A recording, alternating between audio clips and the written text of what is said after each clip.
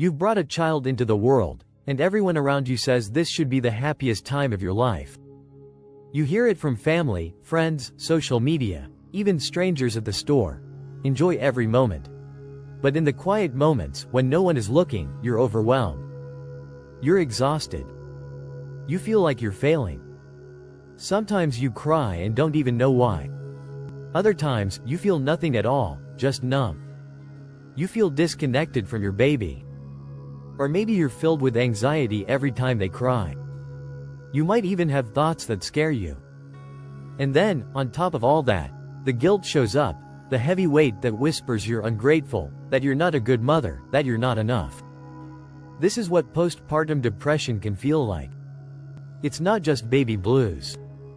It's a deep emotional weight that many women carry after giving birth, and often, silently. Postpartum depression doesn't care how much you love your baby. It doesn't care if you were thrilled to become a mother. It doesn't care if everything looked perfect on the outside. It can affect anyone, first-time moms, experienced moms, moms with planned pregnancies and moms with surprises. No one is immune. And yet, so many women suffer in silence, because we've been told this chapter of life is only supposed to be beautiful. We don't talk enough about how complicated it can be. How scary. How lonely. How messy. But you're not broken. You're not weak. You're not alone. Postpartum depression is not your fault. It's a very real and very common experience that happens because your body, your mind, and your entire identity are going through a seismic transformation. It's not just about hormones, although those play a massive role. It's about sleep deprivation, identity loss, physical recovery, emotional shock, and the pressure to instantly become everything to this new little life. So how do you cope? First, you start by telling the truth, to yourself and to someone else. Say it out loud. I'm not okay. The moment you give your pain a name, it begins to lose some of its power. Postpartum depression thrives in silence. It feeds off shame. But when you speak up, even just to one person, you begin to reclaim your voice. Talk to someone safe. Your partner. A trusted friend. A therapist. Your doctor. You don't have to have the right words. You just have to start. Saying, "I'm struggling," is enough. Then, let help in. You're not supposed to do this alone. Let someone come over and hold the baby while you nap. Let someone cook for you, clean for you, care for you. This is not the time to prove how strong you are. This is the time to let your village surround you, even if your village is just 1 or 2 people. Ask for help, even if it feels uncomfortable. You don't need to earn rest. You don't need to deserve support. You just need it. That's enough. And while it's hard, try not to judge yourself for how you feel. You may not feel bonded to your baby right away. You may feel resentful or trapped. You may fantasize about disappearing. These are painful thoughts, but they don't make you a bad mother. They make you a mother in pain. And pain needs care, not criticism.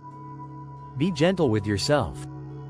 Some days, just getting dressed is a win. Some days, feeding your baby and yourself is enough. Don't compare yourself to other moms, especially the filtered versions you see online. Everyone's journey is different. Your job isn't to be perfect. It's to keep going, one moment at a time. And part of keeping going is caring for your body, even if it feels pointless at first. Eat something. Anything. Not because you're hungry, but because your body needs fuel. Drink water. Move your body when you can.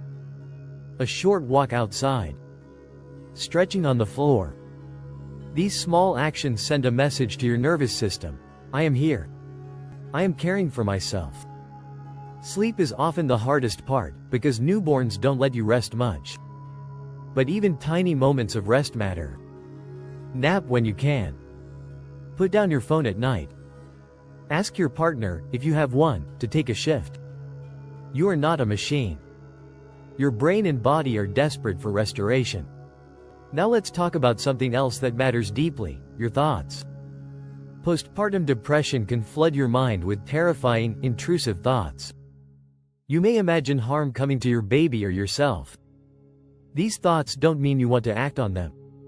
They are symptoms of your brain trying to process overwhelming fear, exhaustion, and hormonal chaos. But if these thoughts are constant, or if you ever feel like you might hurt yourself or your baby, it's critical to get professional help. Right away. You are not crazy. You are not evil. You are suffering, and you deserve immediate care. There is no shame in medication. There is no shame in therapy. There is no shame in asking your doctor for help. In fact, doing so is an act of profound courage. Postpartum depression is a medical condition, and it often responds well to treatment. You do not have to white-knuckle your way through this. Also, remember that postpartum depression doesn't always look like sadness. For some women, it looks like rage, explosive anger, irritation, feeling like you're going to snap over the smallest things. If this is happening to you, you're not losing your mind. Anger can be a mask for deeper pain, and it's just as valid a symptom as anything else. Grief is another emotion that may surprise you. You might grieve your old life, your freedom, your body, your time. Even though you love your baby, you miss who you were. That doesn't mean you're ungrateful. It means you're human. The version of you that existed before motherhood has changed forever, and it's okay to mourn her. You are not failing. You are transforming.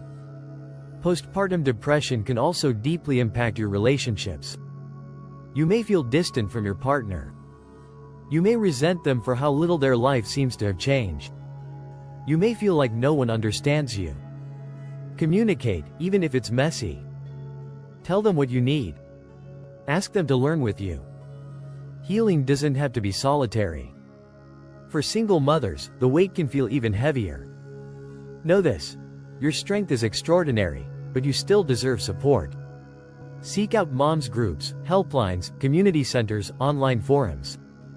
Even strangers can become sources of comfort when they see and validate your struggle. Faith can also be an anchor for some. If you're spiritual or religious, prayer, community, and scripture can bring peace when your mind is in turmoil. You don't have to carry everything yourself. Sometimes, surrender is the first step toward healing. And most importantly, give it time. Healing is not linear. Some days will feel better, then worse again. That doesn't mean you're back at square one.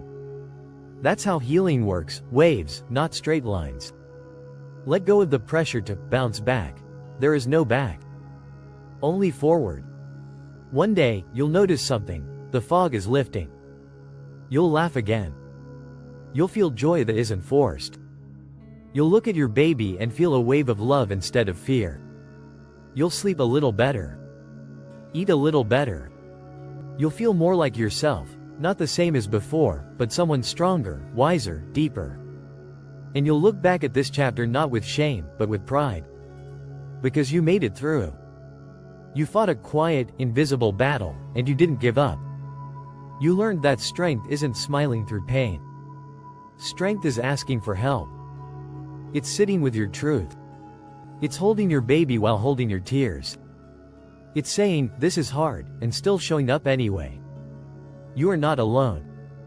So many mothers have walked this path and come out the other side with more compassion, more courage, and more clarity about what matters most. If you're listening to this and it feels like your story, please, don't carry it alone anymore. Let someone in. Get support. You matter. Your mental health matters. Your well-being is not a luxury, it's a necessity.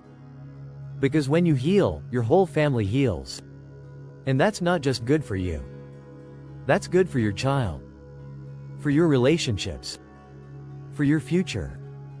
You deserve to feel whole. You deserve to feel peace. And you deserve to know, you're doing an incredible job, even on the days when it doesn't feel like it. Especially on those days. So breathe. Rest. Speak. Reach out. This isn't the end of your story. It's the beginning of your healing. And you're going to be okay.